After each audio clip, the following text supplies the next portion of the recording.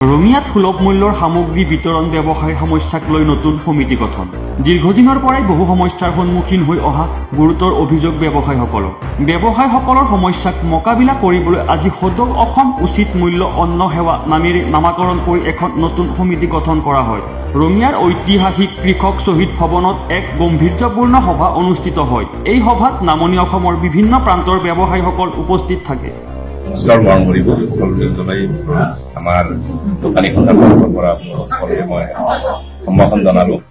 আজি আমাৰ বিশেষভাৱে সুলভ মূল্য ব্যৱসায়িক সন্থা তেখেতসকলে সাংবিধানিক নীতি নিয়ম অৱজ্ঞা কৰাৰ কাৰণে আমাৰ আজি কেইবাখনো জিলা লগ হৈ আজি ইয়াত নতুন এটা সংস্থা জন্ম দিলে নতুনকে, আৰু সেই সন্থাটো সদৌ অসম উচিত মূল্য অন্ন সেৱা সন্থা নামেৰে আজি ইয়াত এই নামাকৰণ কৰা হৈছে। আজি আমাৰ এই শ্বহীদ ভৱনত, ৰঙিয়া শ্বহীদ ভৱনত, গতিকে আজি মানে আমি এই 33,000 দোকানীৰ কাৰণে নতুনকৈ আমি এটা চিন্তা চৰ্চা কৰি ইয়াতে আগবাঢ়ি যোৱাৰ কাৰণে আমি এই সন্থাটো আজি গঠন কৰা হৈছে। নৱনিযুক্ত সভাপতি হিচাপে মই নিজে আছো। মোক আজি নিৰ্বাচন কৰিছে, মোৰ নাম হল মিত্ৰলাল খৰেল।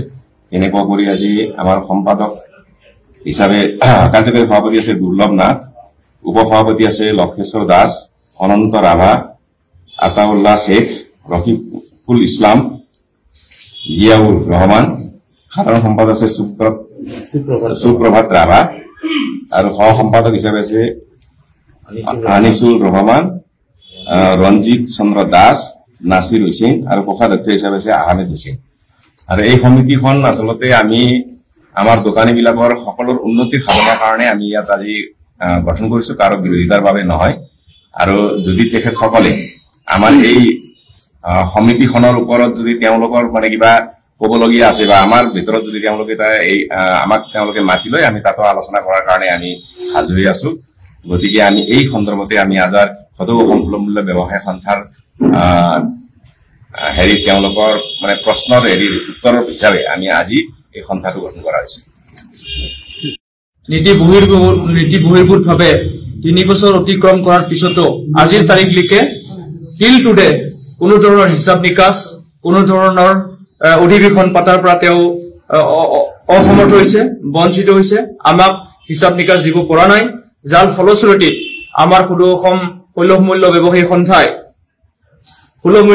সন্থাই নিজৰ প্ৰাপ্য অধিকাৰ দাবীত আকাংক্ষা পূৰণৰ স্বাৰ্থত আজি ঐতিহাসিকভাৱে আমি বিভিন্ন জিলাৰ সভাপতি সম্পাদকৰ উপস্থিতিত আমি এখন নতুন কমিটি গঠন কৰিবলৈ সক্ষম হম, যাৰ নাম দিয়া হৈছে সদৌ অসম উচিত মূল্যৰ অন্ন সেৱা সন্থা।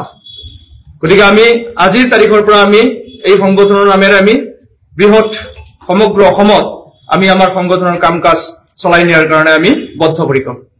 ধন্যবাদ। সাংবাদিক মণ্ডললৈ আমাৰ অভিনন্দন থাকিল। আজি আমাৰ ঐতিহাসিকভাৱে কামৰূপ গ্ৰাম্যৰ ৰঙিয়াস্থিত শ্বহীদ ভৱনত ঐতিহাসিকভাৱে আমি সদৌ অসম সুলভ